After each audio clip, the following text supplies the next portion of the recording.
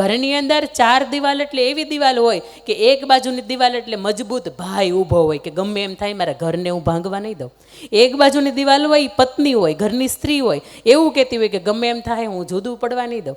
એક બાજુની દિવાલ હોય એની અંદર આપણા રાષ્ટ્રનું યુવાધન કહી શકાય એવા દીકરા અને દીકરીઓ હોય. યુવાધન સંપત્તિ આપણી કહેવાય. પ્રમુખ સ્વામી મહારાજ એવું કહે છે કે તમારી સંતતિ ને સંપત્તિ છે ને એને સાચવવાનો હવે સમય છે, અને એને જો તમે મજબૂત રાખો. એ એવું કે ગમે એમ થાય મારા બાપની આબરૂ ઉપર લાગણી એની ઉપર લાંછન નહીં લાગવા દો, તો એ છે. અને એના પછીનું આગળનું એટલે સૌથી મુખ્ય દ્વાર ઉપર આવતો એક દિવાલ એટલે આપણા આદરણીય મા બાપ. એણે સાચવી રાખ્યા છે આપણને.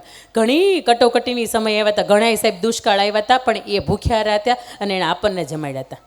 ઘણી છત એવી હતી કે સાહેબ ત્યાં ટાઢું હતું, જ્યાં ગરમી હતી, તેમ છતાં એણે ગરમી વેઠી હતી, એ ઠંડી વેઠી હતી અને એના ખોળાની અંદર હૂંફ આપણને આપી હતી. એટલા માટે આપણે આજે સમાજની વચ્ચે કંઈક પ્રતિષ્ઠિત લોકોની વચ્ચે આપણે સ્થાન પામી શક્યા છીએ. આવો ઘર પરિવાર છે